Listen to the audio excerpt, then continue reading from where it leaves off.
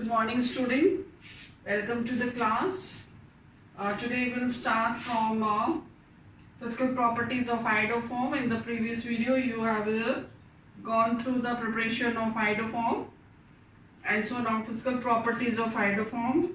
3 of them are there in your syllabus, and which you can note down from here. It's yellow crystalline solid. You saw that chloroform does not exist in the solid state, in the liquid state, but iodoform exists as yellow crystalline solid with peculiar smell. This iodoform test you will do in the lab also when you will be testing acetone. So you could see, you will be able to see there the physical state and the color of iodoform.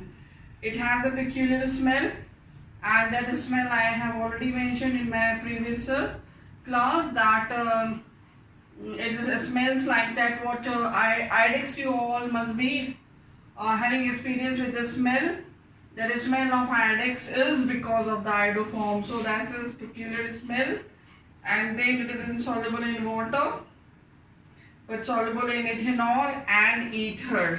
Melting point is 119 degrees Celsius. So now we will do chemical properties of iodoform. The chemical properties of iodoform are like properties of chloroform. Slight variation is there, and all properties which you have done of chloroform, that is chemical properties of chloroform, all of them you have not to do for iodoform. Some selected ones. So the first is your physical state, or as you have seen, it exists in the solid state and all, and so because of this solid state it exists mainly, so it is unstable. Unstable means on exposure to light, air and moisture. If it is exposure to this, it decomposes. Iodoform decomposes to give or to liberate iodine. And not only that, because of this, but if we heat, so on heating also it liberates. Iodoform decomposes to iodine. Since it liberates iodine on heating and on exposure to these things, therefore it is used, iodoform is used as a antiseptic. So this is the property, first property of iodoform. So it is not that stable as your chloroform is. So second property is reduction. It cannot be easily reduced like chloroform, but iodoform, when is heated with red phosphorus in the presence of Hi, this is source for nascent hydrogen, so we get CH2I2 and Hi. CH2I2 is methylene diiodide. So this product is formed, and the third is hydrolysis. Hydrolysis, when iodoform, this reaction is exactly like the reaction you have done in chloroform. So this is getting hydrolyzed with KOH or NaOH in alcoholic medium, and 3Ki is liberated, no doubt, and we will have HCOH, OH and OH. You have studied previously, on one carbon 3 hydroxyl groups are not stable because of the repulsive forces, because the lone pairs are here. And so repulsion, crowding, steric hindrance, and because of that one water molecule is liberated itself. And so when one water molecule is liberated automatically, because this compound is unstable, so it wants to be stable, so it will liberate a molecule of water, and we will have HC. This is gone, this O is there, so there will be a double bond to balance the valency of carbon to be 4, and so this formic acid is formed. But this formic acid which is here, this is in contact of potassium ion. Therefore this hydrogen, this acid, this is your metal, quite active metal. So this hydrogen will be replaced by potassium. And so Ki, maybe from here or maybe from there, will be combining, and OK, potassium formate will be the final product. This reaction you have already done in case of chloroform. Now the next reaction, fourth reaction, that is carbylamine reaction. Carbylamine reaction. So carbylamine reaction, that is when a primary amine,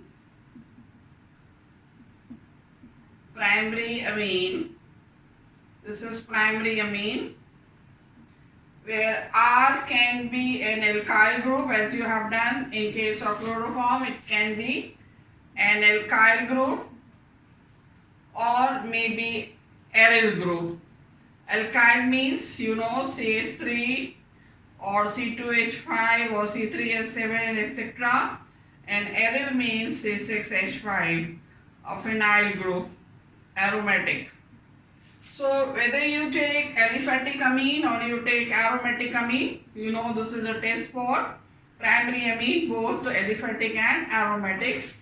When this combines with a KOH alcoholic iodoform, then we obtain,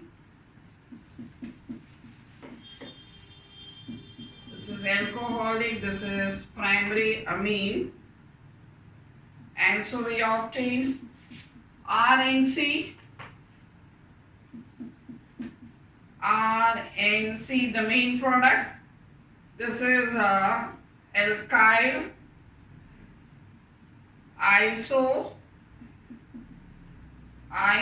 isocyanide if R is any alkyl group. If it is methyl, that all I explained in chloroform already, or it could be aryl or phenyl isocyanide.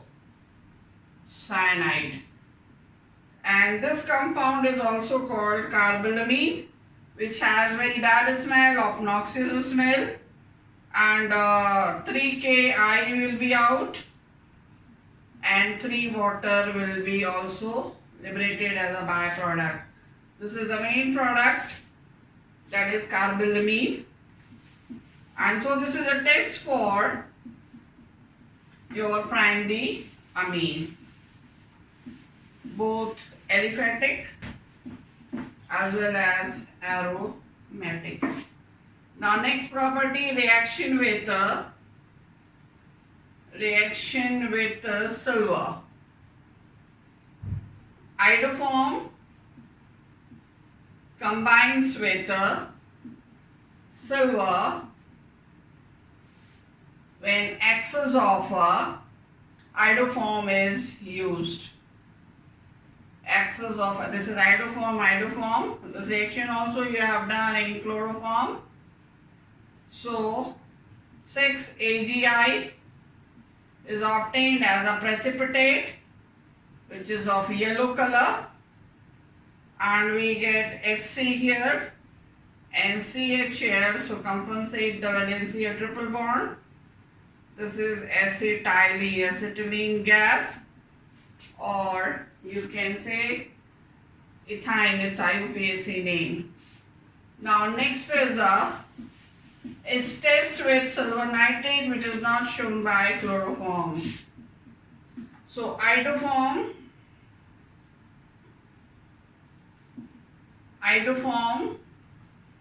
when treated with silver nitrate, alcoholic, this is colorless substance, and iodoform when is put into it, we get yellow PPT of AgI, silver iodide. This is a test for iodoform, and this test is not shown by chloroform. Only iodoform shows, chloroform doesn't show this test, means chloroform doesn't form any precipitate with silver nitrate. So this was all about iodoform, its uses. You can see one of the use you have done in the property. It is used as an antiseptic as it liberates iodine. Now we'll come to aromatic halogen compounds, that is haloarenes or chloro or halobenzene. The example you have to do, chlorobenzene, Cl, chlorobenzene, and you can also write its formula as C6H5Cl. In place of 3 double bond, you can draw a circle also. You have done this in class 11. Why do we can draw a circle instead of this? And so we will be doing now preparation of haloarene, that is chlorobenzene. So preparation of chlorobenzene. The first method is from diazonium salt. Diazonium salt is unstable, cannot be prepared and stored, so it is prepared always fresh, and it's prepared with sodium nitrite. This is sodium nitrite. It is treated with HCl dilute, and we obtained HNO2 and NaCl. HNO2 is nitrous acid.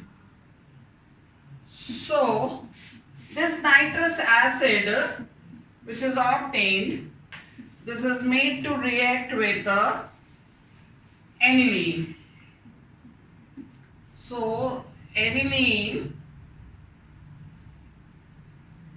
this is aniline, an aromatic compound, aniline, aromatic primary amine, made to react with nitrous acid in the presence of HCl, dilute HCl, and the temperature is kept very low, 0 degrees Celsius, between 0 degree Celsius to 5 degrees Celsius, very low, towards 0, and we obtain diazonium salt. Diazonium salt is this N triple bond N, a positive charge, and Cl ion is attached to this. One N from here, one N from here, triply bonded, and a positive charge. Because of that, di means two, azo means nitrogen, diazonium. IUM is for positive charge, diazonium chloride. And this is phenyl, so phenyl diazonium chloride. So this is diazonium salt. So this diazonium salt is prepared from aniline in the presence of nitrous acid, and then This diammonium salt which is prepared, this is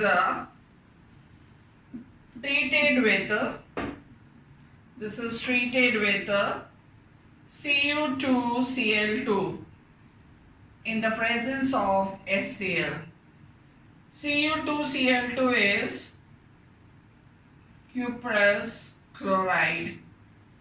This is you can write CuCl also.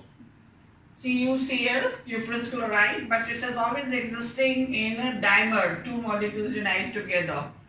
So this is a dimeric form, both formula are correct, this or that, so it's cuprous chloride.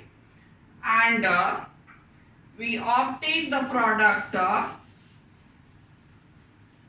chlorobenzene.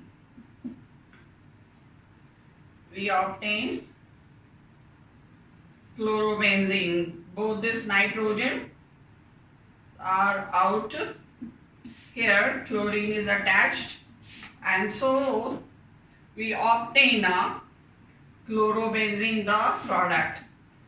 And this reaction can also be done when we take copper powder, fresh powder is made and made to react with HCl. In the presence of HCl, copper powder, when it is used instead of this, we are again obtaining chlorobenzene. Same product, chlorobenzene, and here also nitrogen is out. So when it is through cuprous chloride, the reaction is called Sand-Meyer's reaction. And when through copper, it is called Getterman.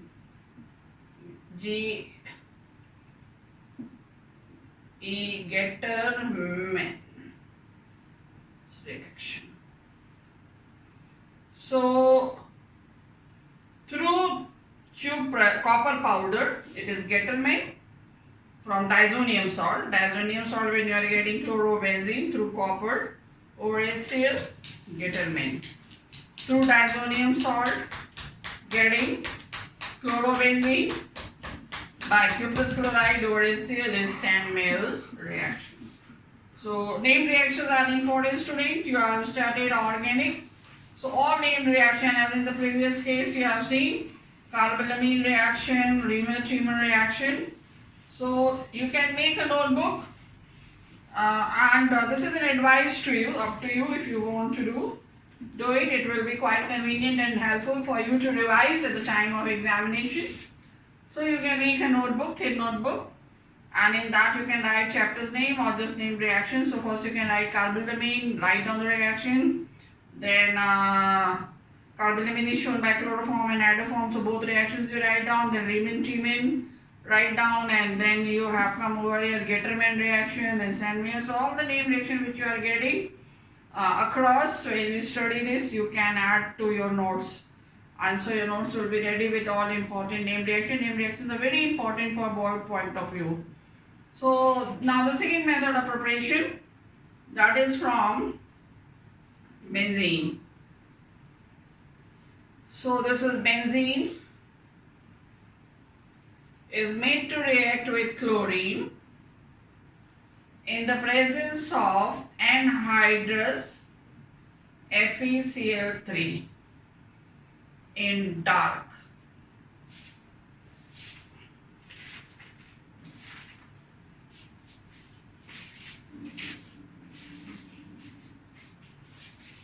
Benzene in dark at room temperature.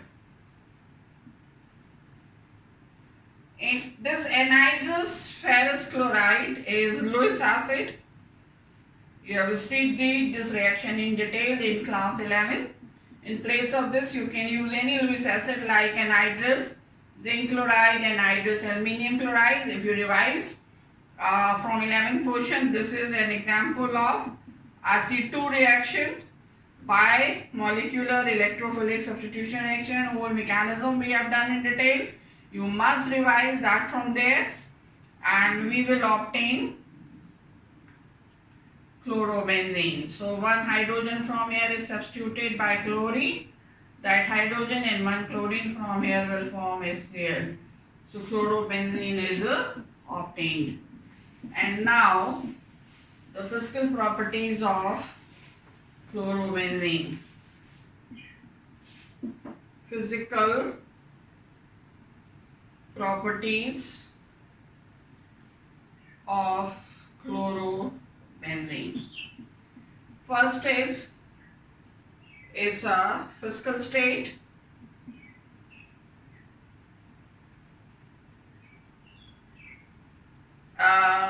It exists as a liquid or maybe solid, but never as gas, like your alkyl halides. Now, the second property is melting point and boiling point. This depends upon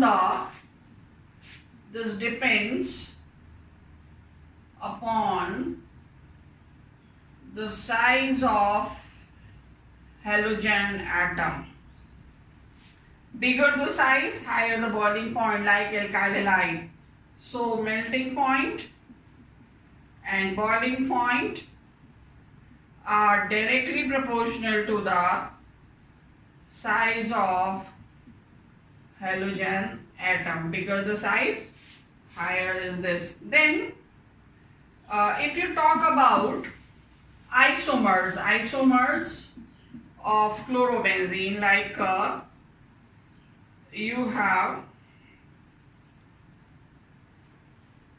orthochloro,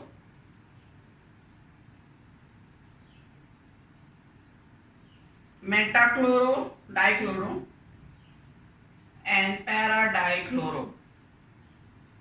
If you have isomers of this, ortho, dichloro, meta-dichloro, para-dichlorobenzene, then their boiling points are same.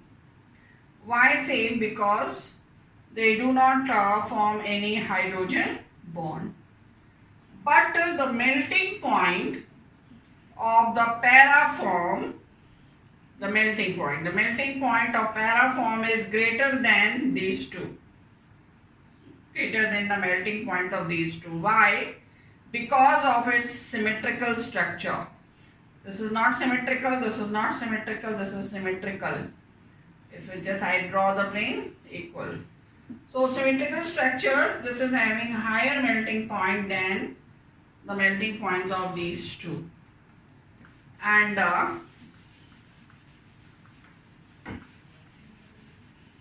then we come to the solubility. Solubility of chlorobenzene. Solubility of chlorobenzene, that is, it is insoluble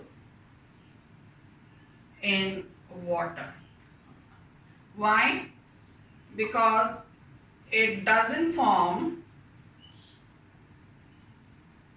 hydrogen bond with water. And secondly, it cannot break even already existing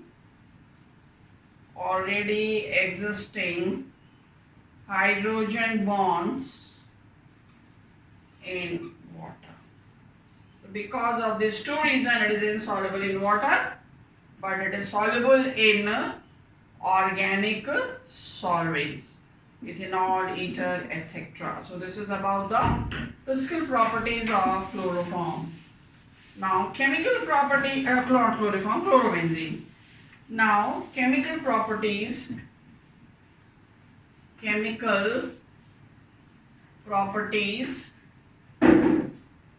of chlorobenzene.